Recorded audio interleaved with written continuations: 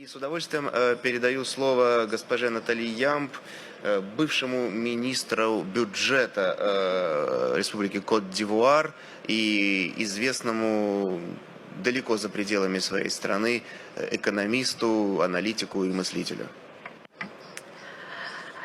Je souhaite en premier lieu remercier les autorités russes et la Team Afrique pour m'avoir permis de venir exprimer mon point de vue, celui de mon parti et celui du professeur Mamadou Koulibaly, candidat à l'élection présidentielle de 2020 en Côte d'Ivoire, sur la souveraineté, sur les valeurs africaines, sur les urgences de développement en Afrique et le rôle que la Russie peut y jouer. Parler d'identité africaine est une chose aisée, car l'identité et les valeurs des Africains ne sont pas différentes de celles du reste de l'humanité. Nous avons les mêmes sentiments de solidarité, de compassion et les mêmes aspirations à la liberté, à la dignité, à la justice et à la propriété. Pourtant, force est de constater que, après l'esclavage, après la colonisation, après les pseudo-indépendances, on ne nous a reconnu que le droit d'être libre, mais seulement au sein de l'enclos français. L'Afrique francophone est encore aujourd'hui, en octobre 2019, sous le contrôle de la France. Cela remonte à 1984, lorsque les puissances coloniales se sont réunies à Berlin pour se partager l'Afrique, sans que les Africains aient leur mot à dire.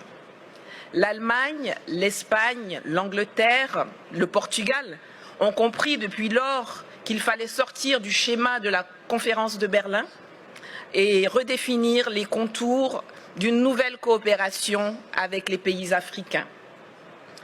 Pas la France, qui avance sans bouger, en portant des masques et qui considère toujours le continent africain comme sa propriété. Les peuples d'Afrique, et particulièrement la jeunesse, revendiquent pourtant avec de plus en plus de vigueur leur besoin de démocratie, leur droit à l'autodétermination,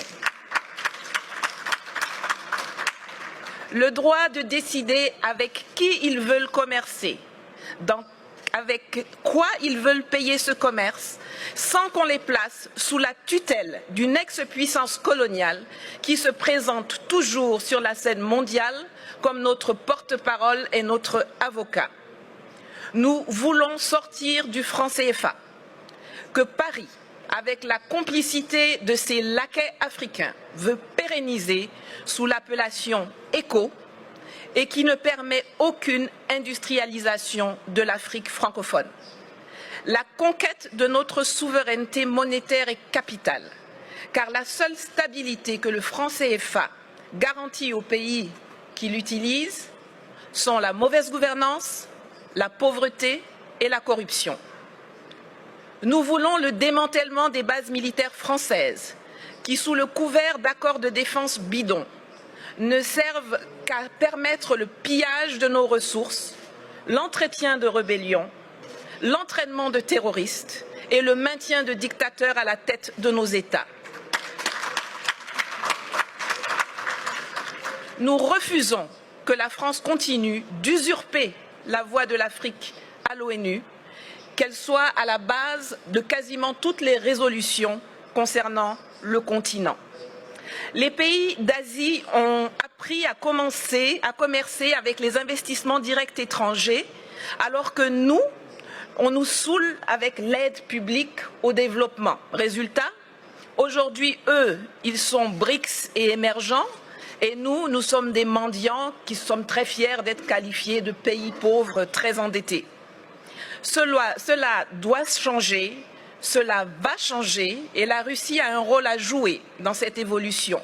Mais nous ne venons pas en Russie pour y chercher de nouveaux maîtres qu'on substituera aux anciens. Nous y venons pour trouver des partenaires, pour faire du business gagnant-gagnant pour la Russie comme pour les pays africains concernés. L'Afrique regorge de potentialités. Mes prédécesseurs l'ont déjà dit, il y a une population qui grandit, dont 60% à moins de 30 ans, une position géostratégique, d'immenses ressources minières, naturelles, agricoles et surtout humaine. Sur le plan militaire, la présence de la Russie, qui n'y a pas de tradition coloniale, peut permettre de rééquilibrer les choses dans les pays francophones. Et je crois que l'exemple centrafricain dont Madame la ministre de la Défense pourrait mieux nous entretenir est l'un des plus parlants.